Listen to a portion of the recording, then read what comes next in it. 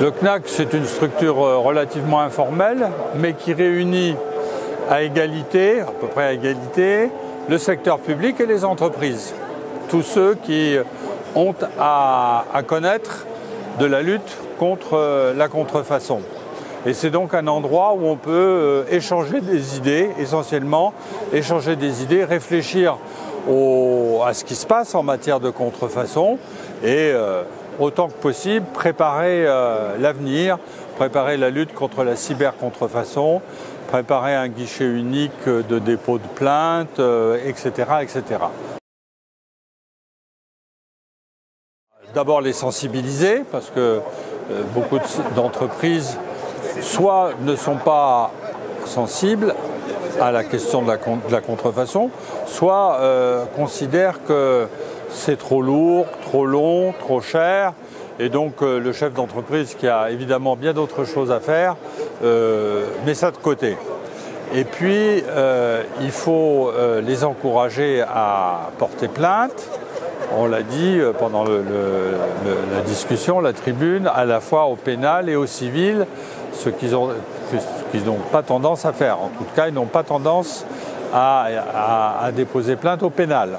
Donc nous les encourageons dans cette voie-là. Alors l'UNIFAB est la plus ancienne association de lutte contre la contrefaçon et de protection des droits de propriété industrielle.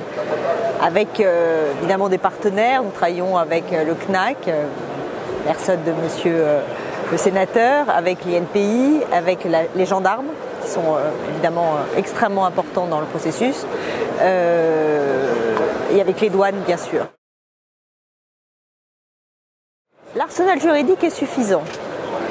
Il faudra le développer quand même pour essayer de combattre la contrefaçon sur Internet, notamment la question de la responsabilité des hébergeurs. Ce qu'il faut aujourd'hui, c'est sensibiliser les consommateurs du risque que constitue la contrefaçon et continuer à combattre. La contrefaçon, c'est un investissement, ce n'est pas une dépense.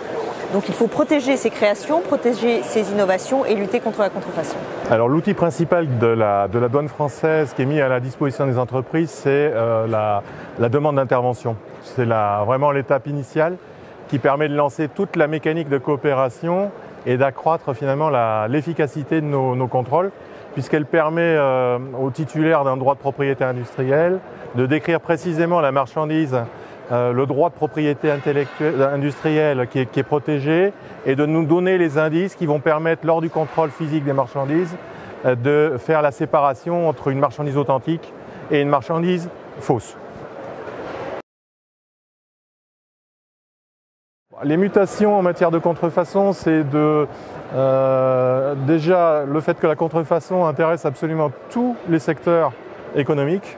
Donc que ce soit des produits à forte renommée comme des produits beaucoup moins connus, des produits de taille importante comme des produits pas microscopiques mais en tout cas très petits. Ça peut être un simple joint au caoutchouc ou un rivet, mais qui dispose de certaines qualités et qui du coup fera qu'il sera copié. Donc absolument tous les produits de consommation courante aujourd'hui sont copiés. C'est la première des choses. Deuxième caractéristique, c'est quand même une forte prédominance du continent asiatique et de la Chine en particulier en matière d'origine des produits contrefaits. Et la troisième caractéristique qui a grandi et qui continue à grossir, c'est la part prépondérante maintenant, en tout cas en nombre de constatations que l'on voit, des achats sur Internet. Avec la difficulté pour les services douaniers, effectivement, de traiter des dizaines de milliers, voire de millions d'envois par an qui arrivent donc par fret express ou par fret postal. D'où la nécessité de travailler avec les informations sur le transport, d'avoir de la coopération avec les compagnies de transport, je pense notamment aux compagnies de fret express et puis au service de la poste.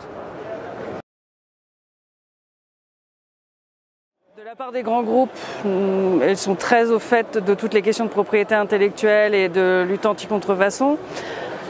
C'est plutôt les PME qui, bien souvent, n'ont pas de réflexe propriété intellectuelle, ne pensent pas à déposer ne serait-ce que leur marque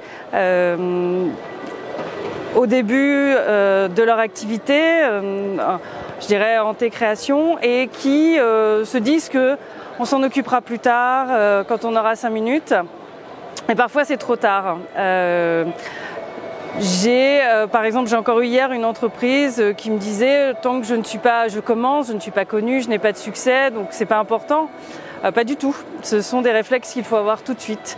Donc ça c'est pour la marque. Et puis pour le brevet, c'est le réflexe de divulguer avant même d'avoir protégé. La première chose quand un entrepreneur choisit un nom pour son activité, c'est tout d'abord de vérifier qu'il n'est pas pris par quelqu'un d'autre pour le même type de produits et services. Vous avez des bases marques accessibles gratuitement sur le site de l'INPI qui vous permettent de vérifier que dans votre secteur d'activité, vous avez une classification internationale des produits et services. Donc dans votre secteur, si ce signe est déjà utilisé, il ne faut pas prendre cette marque, il ne faut pas commencer à l'utiliser et il ne faut pas le déposer, ça ne sert à rien, ça serait perdre de l'argent.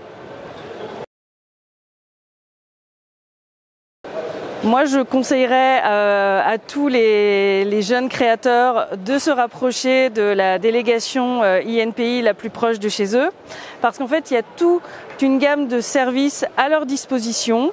Et nous avons un grand nombre de chargés d'information et de chargés d'affaires qui peuvent aller à leur rencontre et selon leur type d'activité, leur donner les bons conseils et les bons réflexes à avoir. Nous avons ce qui s'appelle le pré-diagnostic propriété intellectuelle.